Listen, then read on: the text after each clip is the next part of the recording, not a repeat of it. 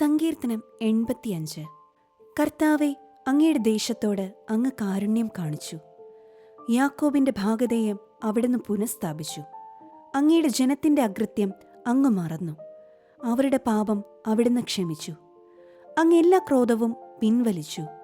തീക്ഷ്ണമായ കോപത്തിൽ നിന്ന് അങ്ങ് പിന്മാറി. ഞങ്ങളുടെ രക്ഷയുടെ ദൈവമേ, ഞങ്ങളെ പുനരുദ്ധരിക്കണമേ. ഞങ്ങളോടുള്ള അങ്ങയുടെ രോക്ഷം പരിത്യജിക്കണമേ. അങ്ങ് എന്നേക്കും ഞങ്ങളോട് കോപിഷ്ഠനായിരിക്കുമോ? തലമുറകളോളം അങ്ങയുടെ കോപം നീണ്ടു നിൽക്കുമോ? അങ്ങയുടെ ജനം അങ്ങയിൽ ആനന്ദിക്കേണ്ടതിന് ഞങ്ങൾക്ക് നവജീവൻ നൽകുകയില്ലയോ? കർത്താവെ, അങ്ങയുടെ കാരുണ്യം ഞങ്ങളിൽ ചൊരിയണമേ. ഞങ്ങൾക്ക് രക്ഷ പ്രദാനം ചെയ്യണമേ. കർത്താവായ ദൈവം അരുൾ ചെയ്യുന്നത് ഞാൻ കേൾക്കും. അവിടുന്ന് തൻ്റെ ജനത്തിന് സമാധാനം അരുളും. ഹൃദയപൂർവ്വം തന്നിലേക്ക് തിരിയുന്ന തൻ്റെ വിശുദ്ധർക്ക് തന്നെ അവിടുത്തെ ഭയപ്പെടുന്നവർക്ക് രക്ഷ സമീപസ്ഥമാണ്. മഹത്വം നമ്മുടെ ദേശത്ത് കുടികൊള്ളും.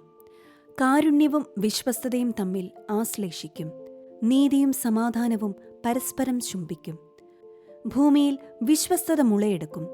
നീതി ആകാശത്തുനിന്ന് ഭൂമിയെ കടാക്ഷിക്കും. കർത്താവ് നന്മ പ്രദാനം ചെയ്യും.